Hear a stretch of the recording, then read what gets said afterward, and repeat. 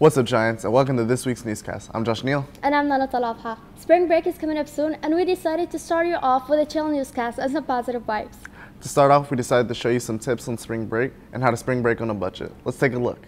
In many movies, commercials, and other media, spring break is one of the most popular school vacations filled with popular travel destinations, big parties, and on top of it all, 1 to 2 weeks of sleeping in.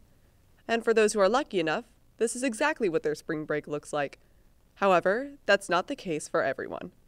Whether the cause is a low budget or just a personal preference, some people stick to the option of a casual, relaxing, and inexpensive vacation. But just because they choose a cheaper option doesn't mean they're not having fun. We asked a few individuals how they spend their time during break. Usually when I do spring break, I'll stay home, play the game, hang with my mom, my dad, my family pretty much. We all cook, clean, and just have fun. Every now and then we go out, but I prefer to stay home where I'm more comfortable. I stay at home to take care of my baby, my son. And for a broader range of activities, we pitched in our own ideas, such as road trips, hiking, window shopping, and spending the day at a friend's house to see if people might take these ideas into consideration. So whether you go big or go home this spring break, just remember to have a good time and enjoy this vacation. Eliza Vandewally, BDTV.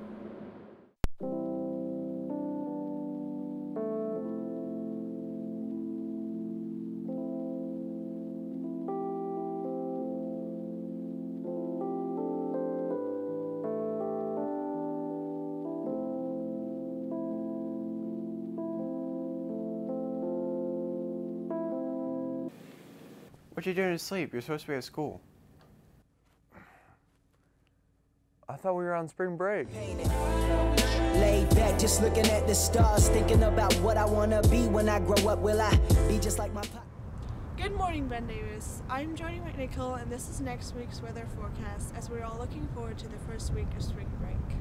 Keep your cards on, Giants. Today we're looking at a high of 43 and a low of 31. This weekend's going to be in the high 50s and low 20s. Going into the first week of spring break, we're going to continue with having a sweatshirt weather, since we're looking at a high of 49 and a low of 27 with a 60% chance of rain. That's it with this week's weather forecast. Stay warm, Giants, and I hope you had an amazing spring break.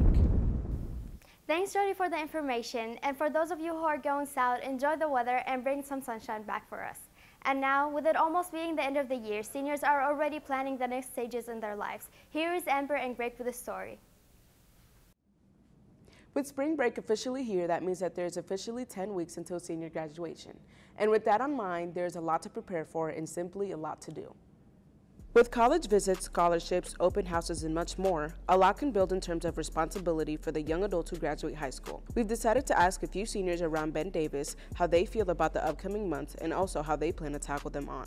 After high school, I'm going to Bellarmine University for a major in either biology or exercise science.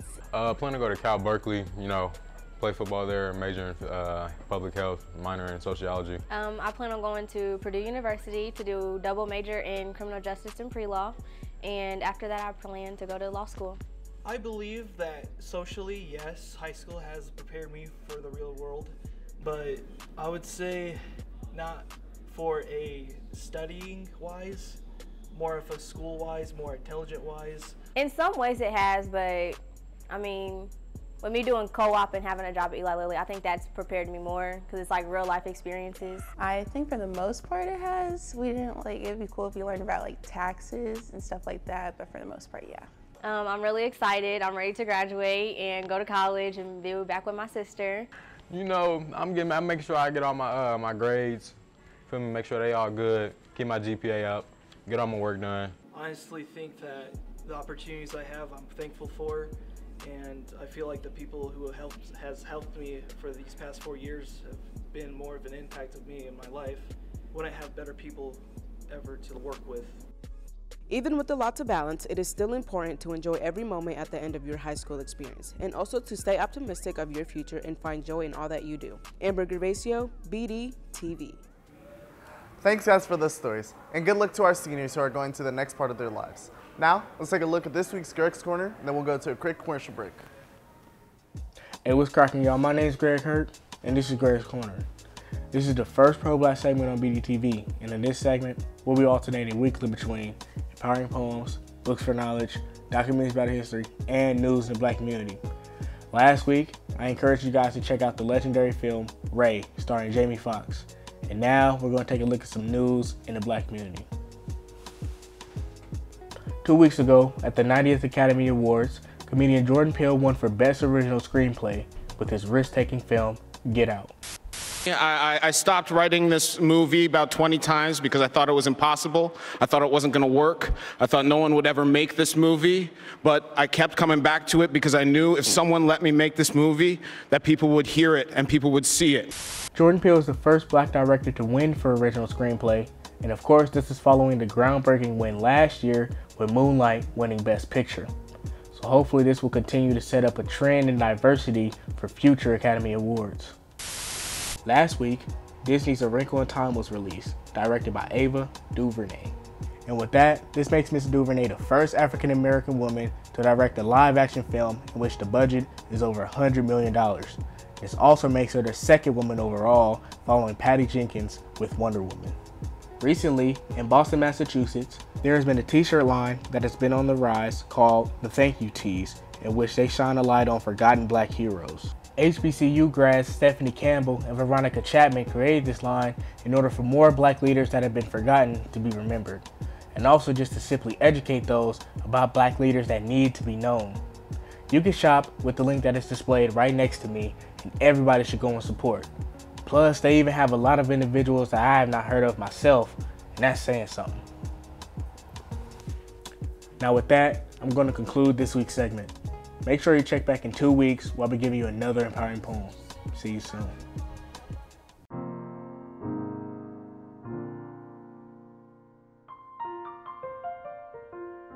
My God. Memory lane is full of distant times, of disasters and miracles, just gone in the wind of change. Time has passed of the history for oneself. Hall of Famers in oneself mind, so well seen in time's own will, now seem to be lost in current time of the illusion. Memory pictures oneself in the grace of fame, while our innocence destroys ourselves in the game of life. Memory of the past is gone in your life. Memory is like a story. It reminds you of the artifact to yourself. Pictures remind you of the good times. It's up to oneself to relax the destruction of the illusion and go into the inner self peace. We all want to help our world, but we always seem to forget.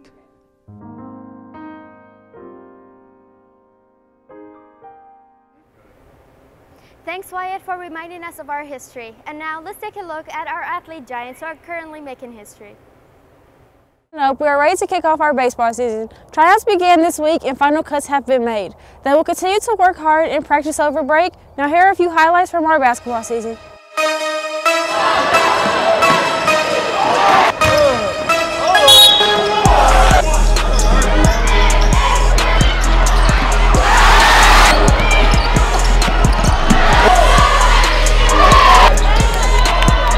Our boys basketball team finished out the season strong with a 21-6 record, and this year they brought us home a sectional championship. The season ending was a nail-biter coming down to the last-second shots in overtime at the regional game, but they finished out strong, and we are a proud school. I started band in 7th grade at Lyndhurst. I started school cheer at the same time, but I started competition cheer when I was little. I'd say with band and cheer, I probably practice around 25 to 30 hours a week. Of course it's hard, but if I don't have A's, then my parents won't let me continue to do both, so that's my motivation to just make it happen. I spend more time with band. I like them both for completely different reasons, so I couldn't even imagine picking one over the other. For cheer, just because that's what I love to do. For band, it's because of the relationships I have with everyone. That's hard. I'd probably say, since I'm continuing cheer in college and not band, I guess technically I'm giving up band. Well, coming from a family who loves music, I'd say that band just kind of seemed natural. Cheer, it was because I wanted to be more busy.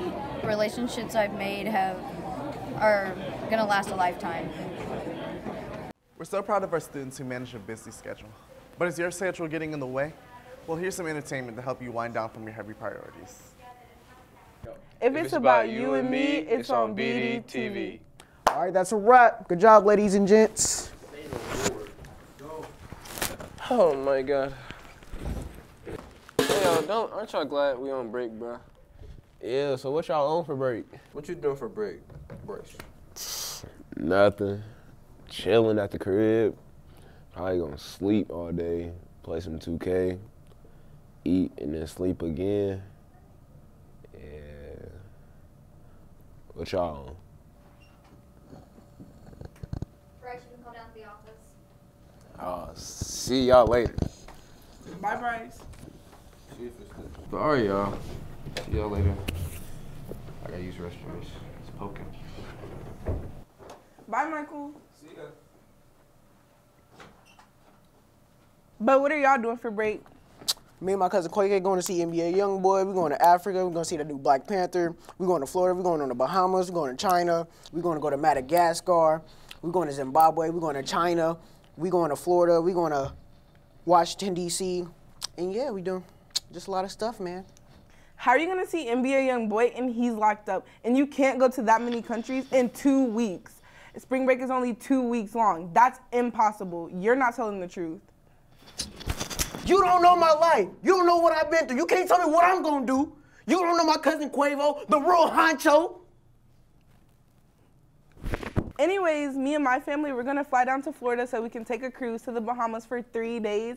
And then we're going to come back and then we're going to go to Texas so we can fly straight to Mexico because we're going to spend 3 more days in Cancun. And then when we come back, we're going to spend a couple days in California. And yeah, that's my break. It's going to be so amazing. Anyways, Anderson, what are you doing for break? Don't ask me that. Fortnite for breakfast, Fortnite for lunch, Fortnite for dinner. This is life, all right? I have to win, all right? This is taking way too much time. Way too much time. I'm going off the grid. No, all right? Fortnite Mobile's coming out. I'm on the waiting list. Don't do this to me, all right? I'm about to play.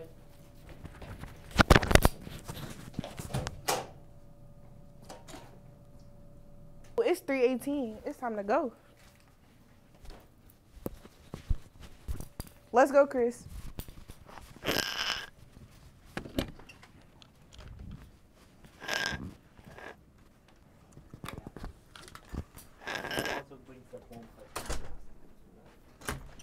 Wait, I forgot to turn the camera off.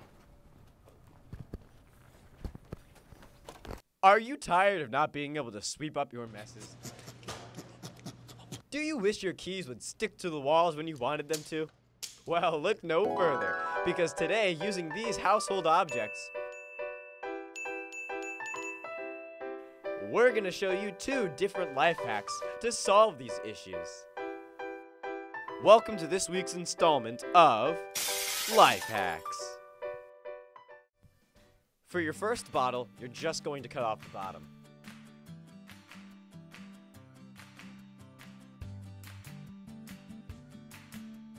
For the other 2, you're going to cut off the bottom and the spout at the very top.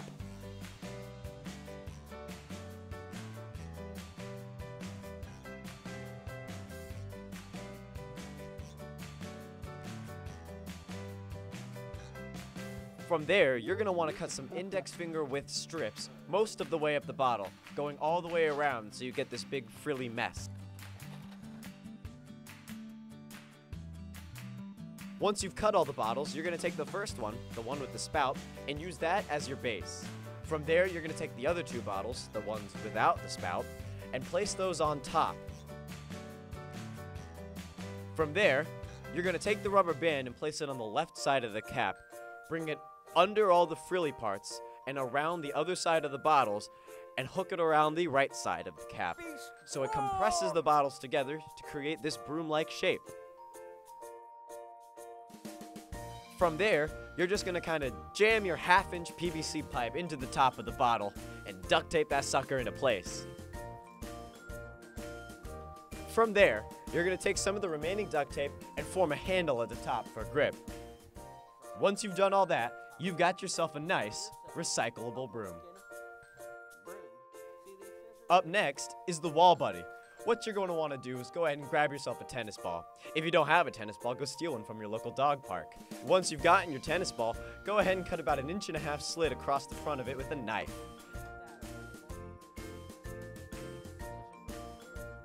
And then you're done. Draw on some eyes, or use googly eyes if you have a higher budget than we do, and decorate your wall buddy how you see fit.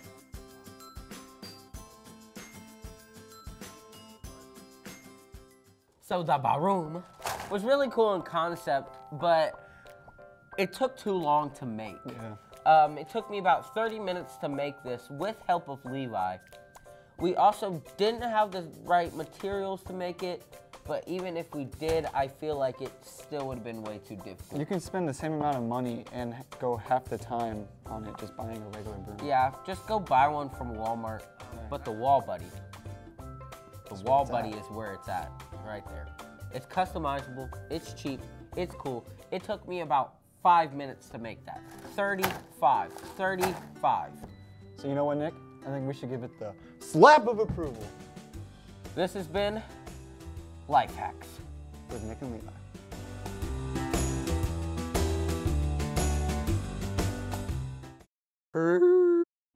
That was it for this week's Newscast, Giants. Thanks a lot for watching, and we'll see you in 2 weeks. And remember, if it's about you and me, It's on on BDTV. BDTV.